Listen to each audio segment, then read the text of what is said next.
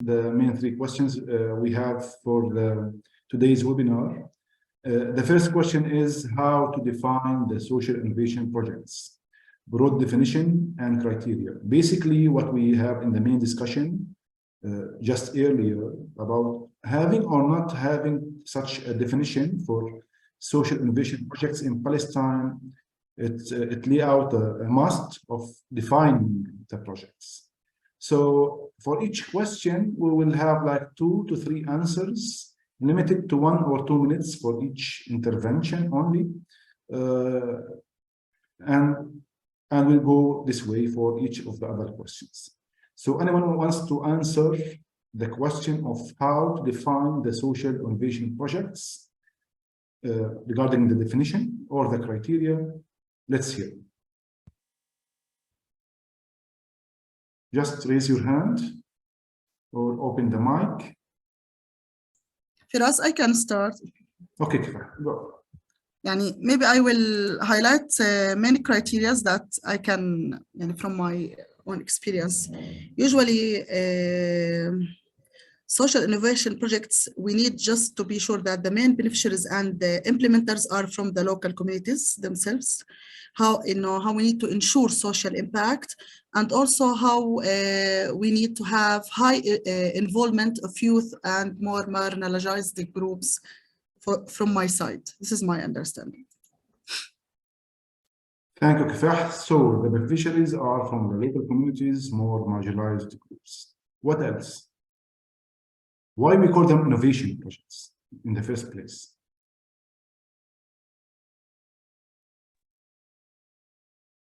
Yes, Eugene, go. Because we propose a new manner to tackle with a social problem. That is why we call it innovation, and that is why we call it social, because it's a new idea of how to resolve a social problem. So the innovation not necessarily to be the economic intervention itself, it should be the innovation with solving the social problem.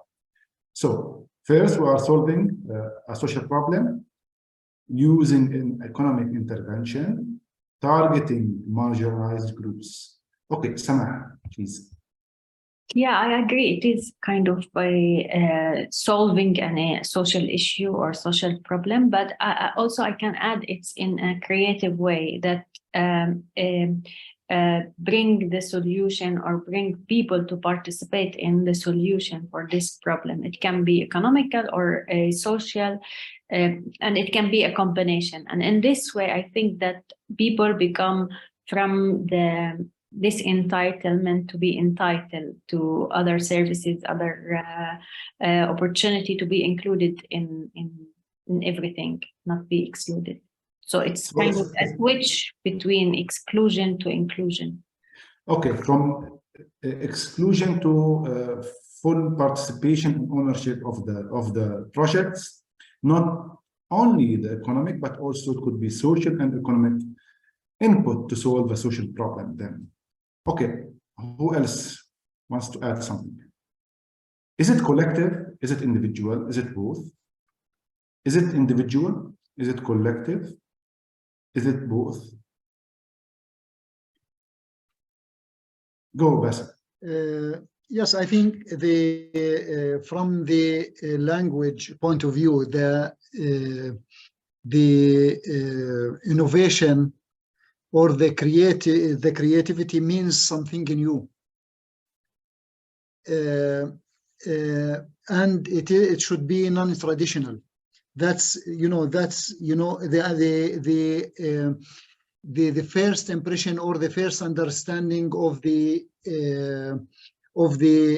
word. Now link the innovation with the social. It means that we should think about tools and strategies that can help us reach the final goal. It can be, as you said, it can be collective, it can be individual, etc., etc. I mean, what we do, and through this action, we reach the final goal. This can be innovative if it is new. For example, if you want to talk about the micro enterprises, as it, you know, it is a normal and the traditional action, but how you do it sometimes could be innovative. Okay, so let me take two things of your points. One is could be individual and collective. Second, it could be how to utilize the methodology in a new way to solve an old problem, because problems are somehow old, like poverty, like unemployment, like other issues like of representation for social problems are old, but we are trying to use new strategies to solve an old problems. Okay, what else? Is it formal, or is it registered, or is it informal, not registered? Entities or projects?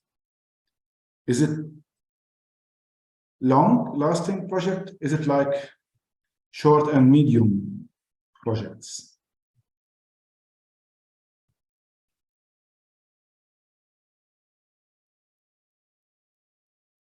Can you say it again or explain it more? Is it informal or formal? Is it long interventions, or is it short and medium interventions? Georgia, please go ahead.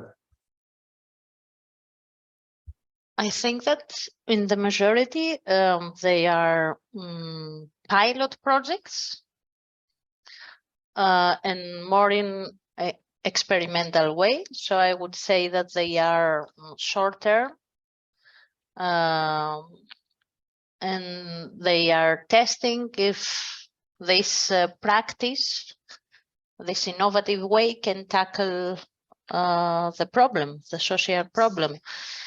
And for that reason, I think there's difficult to find the regulatory framework, because you are testing if this works, and once tested and evaluated, then you can regulate it with some way or not, although it may be challenging. So that's my opinion. Okay. But, anyone else wants to add? Leif, you wrote something in the chat: economic activities that aim to satisfy people's needs and not maximize profits. Yes, this is the social solidarity economy definition. Do you want to add something to the discussion?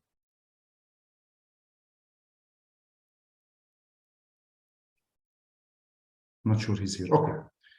So we don't have a say regarding the duration of the projects, and even the concept of project it's a vague concept. It could be institution, it could be like minor intervention. So the utilization of the definition of projects do not give us in details the duration and regulation of those projects, but it could be like some kind of short-term intervention, or even like medium-term intervention based on the problem. And the best option is for the project to be sustainable. So yeah, a project can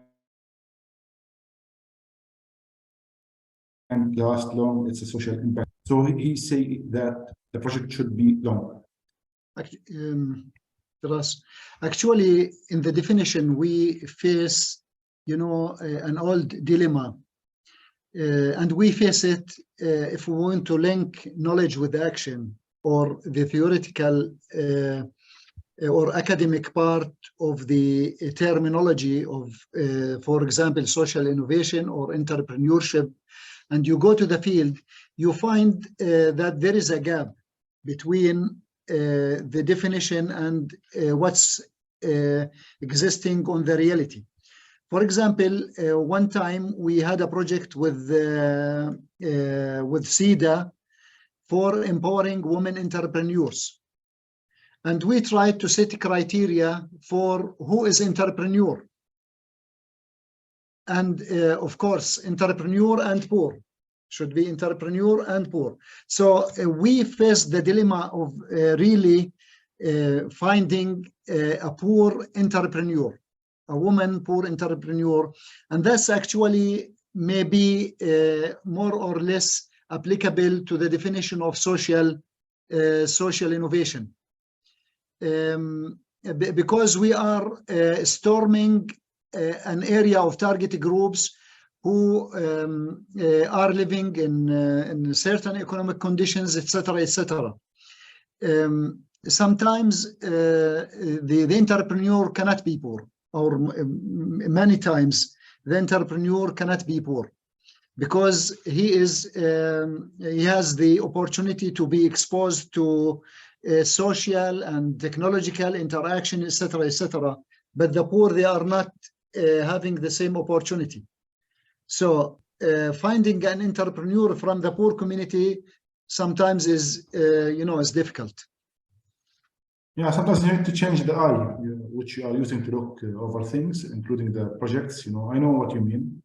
And I know that always the field and the reality always challenge the concepts and the theories, but this is what we are trying to do, is how to advance the situation using this kind of social solidarity economy, which is becoming more and more some kind of new thing. So I will move to the second question, which is, what does the social innovation projects need from the government? This includes financial support, policy support, technical support, I don't know, easing the registration support, whatever. So the floor is open for anyone who wants to comment or add. What does the social innovation projects need from the government? Firas, again, me. Yes, go ahead. From my side, I see that no complicated procedures, access to proper information in order just to start their own projects. This is the main issue. So no need for this complicated procedures that prevent them even to start their projects.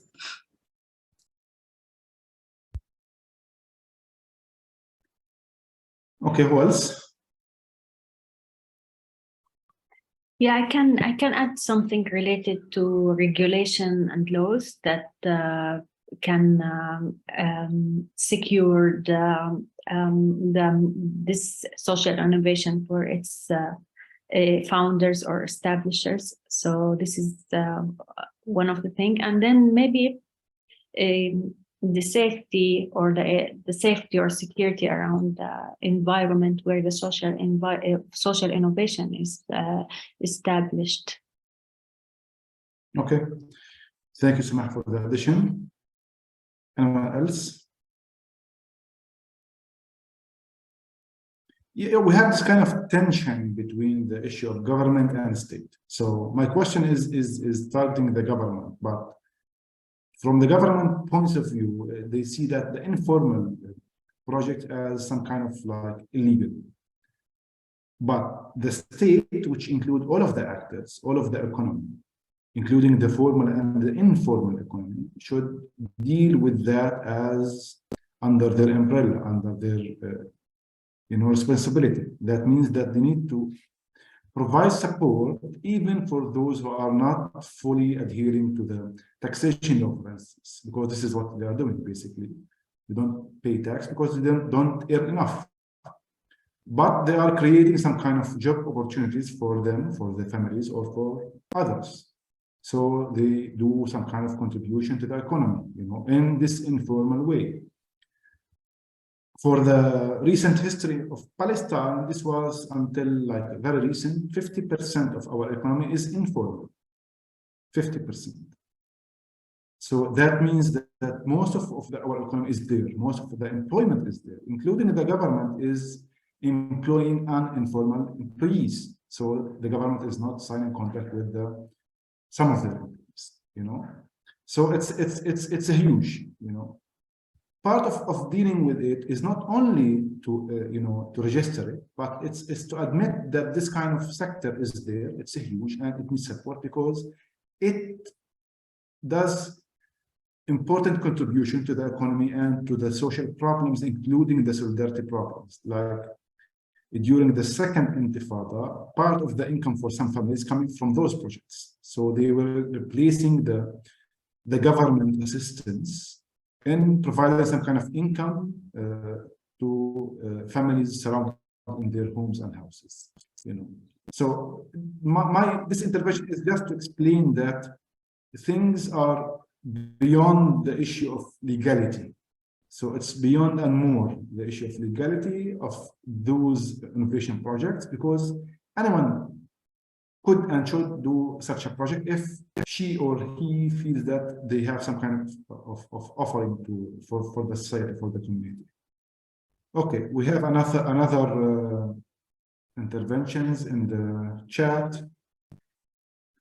Financial support and adequate regulations, the same as Kifah. This is from Montasir. Cooperate with all SSE actors to clarify the concept by raising public awareness. Okay, good. Reflect the concept of social enterprises on laws and legislations and unify laws in line with the new definition. Okay, so we need to work together, raise awareness, find some kind of definition, and then push it into laws and regulation. Good. Anyone else wants to add something? So our last question is how to get there. What, and this is a very important question for this kind of group, how to get there, open dialogue, policy advocacy, building alliances. So as non-state actors and or non-governmental or public institutions working in our countries, how we can work together and what we can do in order to reach a way of gaining the trust of the government and gaining their support. And we have Lorenzo, please go ahead.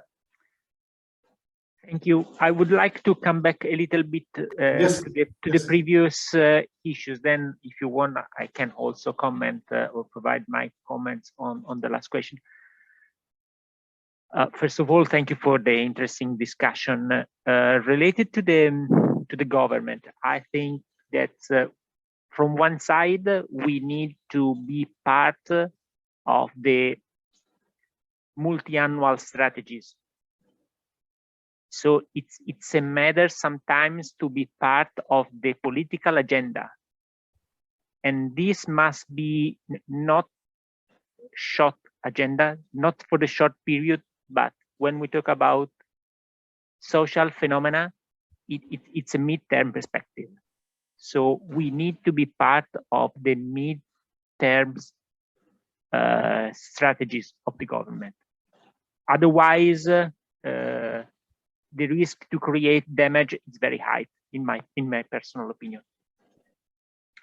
The second request, just to add, because I totally agree with the previous feedback, my expectation from the government is to have a strong capacity building from the government perspective. So we must have people from the government that is able to understand, not only to understand, but to deal with social phenomena. I'm not saying that they are not able, and I think that a capacity building process must happen also from the government perspective.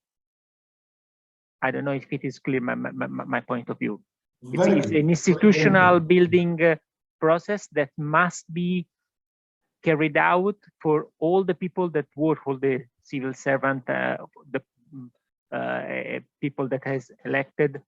This institutional building must happen, first of all, within the local government, within the public institution. Otherwise, it will be an amazing challenge to deal with that. Sorry if I reopen again the issues of the government perspective, but I think that it's important in share my feedback. No, it's very important points. So it's not only the knowledge capacities of the government, but also the perception of the government on the importance of social innovation project and social solidarity projects. And I totally agree, as one working in the policy level, this is very key to the success of any change in their strategies. Thank you, Lorenzo, again. So back to my question, how to get there? One of the things Lorenzo just mentioned is that we need to change the strategy. So we need some kind of working towards the government strategy to change it, to admit and to work with the social innovation projects. What else? Please go ahead, Bassem.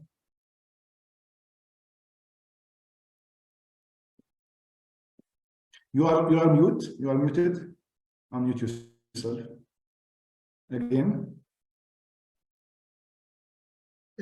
Actually, you know, to achieve the sustainable development, there should be kind of constructive engagement between the different social solidarities, the governmental sector, the non-governmental sector, the private sector, and even the fatalists, the normal people, who are our target group.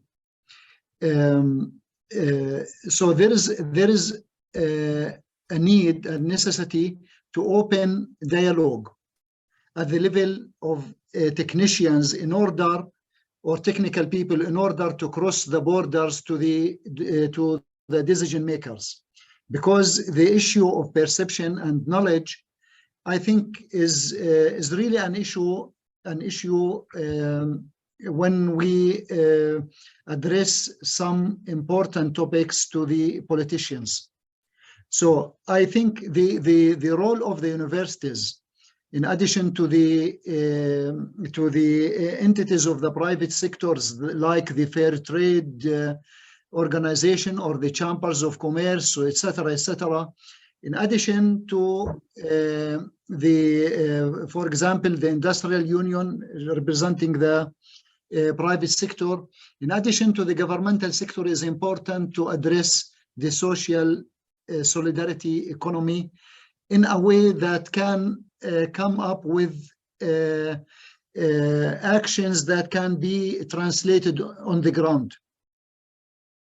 Okay, thank you. And this is like raising another question about the governmental is powerful, the private sector is well organized and keen to their profit, but people aren't. So how do we mobilize those like right holders, people, or people are working in the social innovation projects, to organize themselves around the issue of advocating with the government?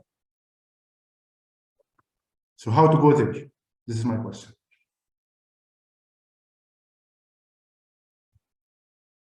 Anyone? I think networking and opening kind of platforms on systematic basis is a way to address these issues, and this can be done at the regional level, not only at the country level. Okay, thank you. So I have another comment from in the chat: build their capacities, be realistic for the demand. So may I suggest that we need to define first the social innovation projects, mapping them in Palestine or elsewhere to see how many do we have, what kind of fields they are working under, and then just meet them and to see what kind of their problems, their issues, and from there, using this kind of participatory approach, to have a dialogue with them about what kind of things we want to change with them in the policy level, in the program level, and what kind of things we can do together. So it might be a process more than an outcome, but since the discussion is not giving us a clear points around the outcomes we want to achieve here, so let's discuss the process of how to get there. Any kind of comment? Yes, Lorenzo. Well, first of all, I think that we have to map exactly and to assess exactly the power dynamics within the context where we are working. It is not a theoretical approach, but it's a very pragmatic approach when we talk about how to influence other actors. The second reaction that I have, in my opinion, it is that based on this power assessment, power dynamics assessment, I think that we have to take into consideration to have a multidimensional approach. What does that mean with a multidimensional approach? I think that all the points that you raise in your question are fine, are good to work. I think that we have to open dialogue with different stakeholders. We have to provide policy advocacy and building alliance. Otherwise, we cannot deal with policy level dialogue. So I think that we must combine the different dimensions. Otherwise, we will not be successful. So we cannot, in my opinion, create an advocacy strategy if we are not able to mobilize other stakeholders, or to have in mind which can be our alliance, which could be our partners, who could be our blockers, and so on. So in my opinion, how to get this dialogue with the government must combine different type of tasks. Yes, I would agree also about the power dynamics, but also the theoretical concept. Back to the main discussion about the kind of economy we have in Palestine. It's some kind of a new liberal, sophisticated economy under the colonial, control. So if we want to make a change towards social solidarity economy, it's huge. It's a structural change. I know it's like could be starting with some aspects of the economy, but taking into consideration that the mission is transforming the economy from being one side to be another side, which is the ultimate goal for this project intervention. So yes, so I do agree. So if there is no other comments or feedback, but if there is, please. Okay.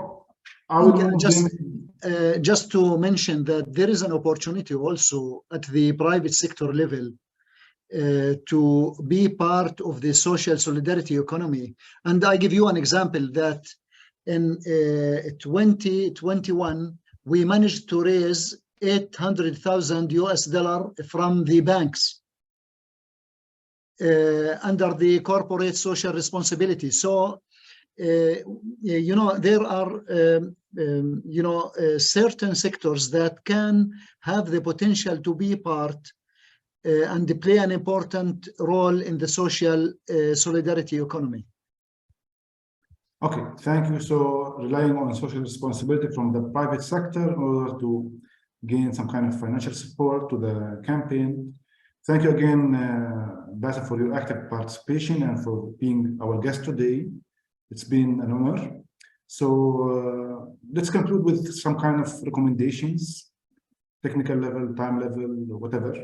If you have any kind of recommendation for the next webinar, please let's hear it.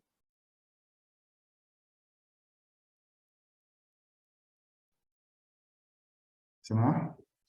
Yeah, I think it was really interesting discussion. Maybe it was raised at some point the cooperatives at one of the intervention, and I think it's really interesting to link it with the social solidarity economy and to see how it's related.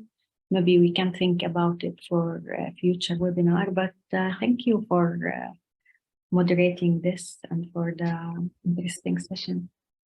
Thank you, Samah. So cooperatives could be one of the topics for our next webinar. Very interesting. Yes, I think we have some kind of good percentage and literature about the cooperatives in Palestine and elsewhere. So yes. And maybe it would be interesting if we have another intervention, not just from Palestine, maybe another experience.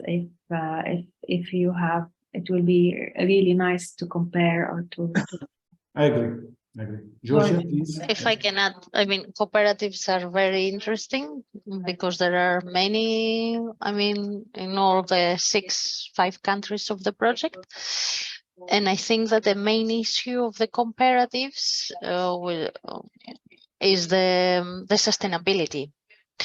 Many actors and we personally, as an organization, we have supported many cooperatives, the establishment of many women cooperatives, for example, but there is always the problem of sustainability once the project ends and stuff like that. And maybe we can combine this theme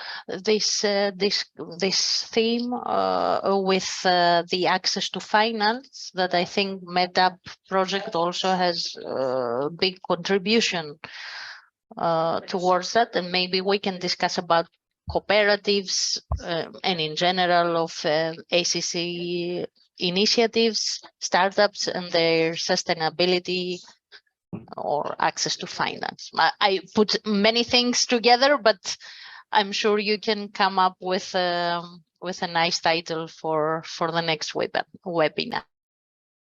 So we are saying that we have a dual presentations with comparison. I don't want to feel frustration because we are presenting a very successful experience in Europe. But yes, let's do that next time to have this kind of both ways and interventions and presentation, and from there we will go. And also the issue of access to finance. I think it's very important and tricky at the same time. So yes, it's important topic. So other comments or feedback or? I just would like to thank you for being part of this webinar. I really enjoyed being with you, and I wish you the best in the context of this project. Thank you very much, Basim.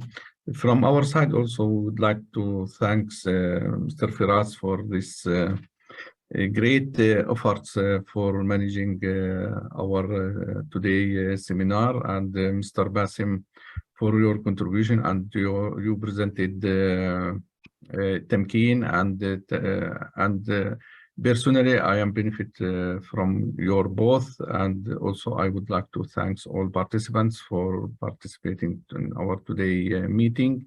As you mentioned, Firas, in one of your discussions, the main questions maybe we can take it into account for the next webinar. It's how to pushing also the social solidarity economy in our different countries, because as Dr. Rabah mentioned, and as you mentioned, Firas, we have different definition for social solidarity economy, and actually it's new terms for more or less for our society, these issues.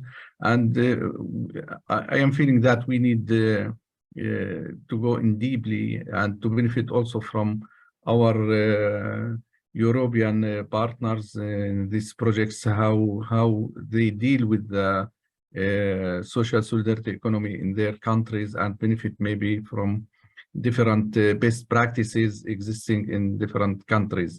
Therefore, as we mentioned, different subjects, but also we can continue discussing in our next seminars regarding how to push the solidarity economy policies, how to push the solidarity economy procedures, best practices existing in other neighboring countries. These issues will be also one of our main target in the next seminar. From my side, if you not have any comment, I would like to thank all participants. And the conclusion to you, Firas, to conclude our webinar for today. No, thank you, Dr. Ahmed. I think you concluded very well. We'll continue working on the topics and the suggested subtopics in the manner of rediscussing the issue of social solidarity economy, but also what kind of things it includes and what kind of dynamics is there.